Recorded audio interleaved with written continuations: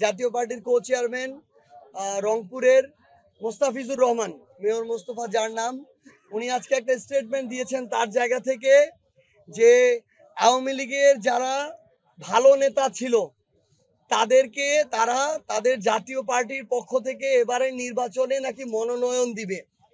তো আসলে সবচেয়ে বড় কথা কি, ওই যে চোরে চোরে মাসতুতো ভাই, একটা তো কথা আছে। তো চোর বাটপার যেগুলো এখন আওয়ামী লীগের ব্যানারে রাজনীতি করার এই বাংলাদেশে সুযোগ নাই, কারণ তারা হাজারের উপরে মানুষকে খুন করে তারা তাদের নিজেদের পতন ঘটিয়েছে, তাদের পতন হয়েছে। তাদের যে মা, সেই মা এই দেশ ছেড়ে পালিয়েছে। সে যদি ওই রকম ভালো হইতো তাইলে তো দাঁড়ায় থাকতো। সে তো জানে যে সে এতগুলা খুনের খুনি এবং নির্দেশদাতা, জনগণ তাকে পাইলে তার আস্ত রাখবে না, এই জন্য সে দেশ ছেড়ে পালাইছে। তো এই এক চোর পালাইছে, আরেক চোর এখন তাদের ব্যানারে, যেই চোর এতদিন তাদের ছায়াতলে ছিল সেই চোর এখন তাদের ব্যানারে তাদেরকে আশ্রয় দেওয়ার কথা চিন্তা করতেছে। আরে আওয়ামী লীগের একটা নেতা এই চুরি বাটপারি সন্ত্রাসী চাঁদাবাজি খুনি এটা ছাড়া কে নেতা হইছে?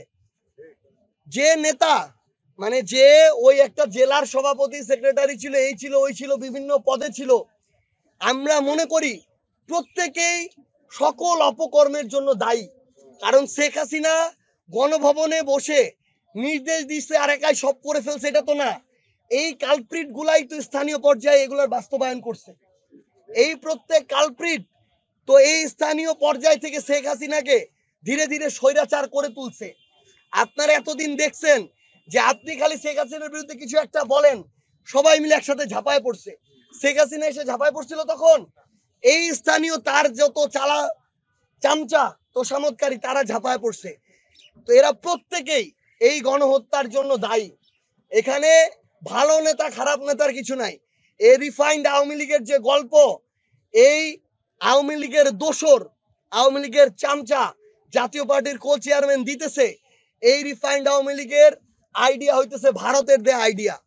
এই আইডিয়া এই বাংলাদেশে বাস্তবায়ন হবে না, অভ্যুত্থান পরবর্তী বাংলাদেশে।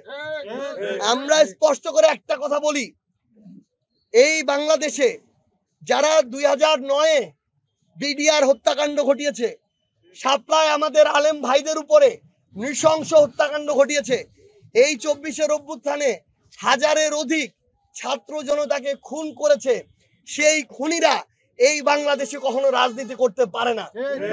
আমরা স্পষ্ট করে বলি, যেভাবে আওয়ামী লীগের রাজনৈতিক বা দলীয় সকল কার্যক্রম নিষিদ্ধ করা হয়েছে, আওয়ামী লীগের সবচেয়ে বড় দোসর আওয়ামী লীগের অবৈধ নির্বাচনের বৈধতা দেওয়ার চেষ্টা করা, এই জাতীয় পার্টির কার্যক্রম একইভাবে নিষিদ্ধ ঘোষণা করতে হবে এবং আইনগত প্রক্রিয়ায় স্থায়ীভাবে এই আওয়ামী লীগ এবং তার বি টিম জাতীয় পার্টিকে বাংলাদেশ থেকে চিরতরে এই রাজনীতির জায়গা থেকে নিষিদ্ধ ঘোষণা করতে হবে। তাদের সাহস কিভাবে হয় গণ অধিকার পরিষদের মতো একটা দলের নিষিদ্ধ নিয়ে কথা বলার? এই গণ অধিকার পরিষদের আমাদের নূর ভাই ফ্যাসিস্ট বিরোধী লড়াইয়ের অন্যতম সহযোদ্ধা, তার অনেক কাজের আমরা সমালোচনা করতে পারি, আমাদের দ্বিমত থাকতে পারে, এটা আলাদা হিসাব। কিন্তু শেখ হাসিনার সময়ে তার ছাত্রলীগ আওয়ামী লীগ যুবলীগের গুন্ডাদের মাইর খেয়ে রক্তাক্ত হয়ে সে রাস্তাঘাটে তাকে পড়ে থাকতে হয়েছে। সে এতদিন ধরে এই লড়াই করেছে, সে অভ্যুত্থান, এই আমাদের অভ্যুত্থানের সময় রাজপথে থেকে লড়াই করেছে। তারা রাজপথ থেকে গণমানুষের সমন্বয়ে সংগঠিত হয় একটা দল, তাদের আলোচনা সমালোচনা থাকতে পারে, কিন্তু যারা এই কথাটা বলে তাদের অস্তিত্ব যে সংকটে, তারা যে অপরাধী, তারা যে অপকর্মের দোষর, এই জন্য তাদের এখন মাথা ঠিক নাই, কি বলতে হবে না বলতে হবে এটাও তারা বুঝতে পারছে না, এই জন্য তারা এইসব পাগলের প্রলাপ বলছে। আমরা অন্তর্বর্তীকালীন সরকারকে স্পষ্ট করে বলি, আপনাদের এই ধরনের ফ্যাসিস্টদের দোসরদের প্রতি নমনীয় আচরণ আপনাদের প্রতি বাংলাদেশের মানুষের আস্থার সংকট তৈরি করছে। আপনারা শুধুমাত্র একটা গতানুগতিক সরকারের দায়িত্ব পালন করার জন্য যায়েন নাই, আপনারা এতজন মানুষের জীবনের রক্তের উপর দিয়ে সংস্কার করতে গেছেন। কে কি অপরাধ করছে এটার ডকুমেন্টারি দেখানো আপনার কাজ না, এটার পিছনে কারা দায়ী তাদের বিচার নিশ্চিত করা, তাদেরকে ওই মঞ্চে, তাদেরকে যারা খুনি তাদেরকে ওই ফাঁসির মঞ্চে বিচারিক প্রক্রিয়া নিয়ে যাওয়া হচ্ছে আপনাদের কাজ।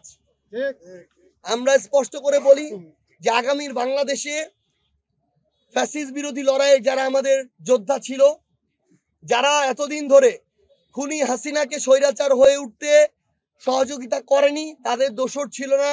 শুধুমাত্র এই অভ্যুত্থানের সহযোদ্ধারা আগামীর বাংলাদেশের রাজনীতিটা করবে এবং সকল ফ্যাসিস্ট এবং স্বৈরাচারের দোষরদের আইনগত প্রক্রিয়া এই অন্তর্বর্তীকালীন সরকারের সময়ে বিচার নিশ্চিত হয়ে তাদের যে রাজনৈতিক কর্মকাণ্ড এবং দল, এগুলোকে নিষিদ্ধ ঘোষণা করতে হবে।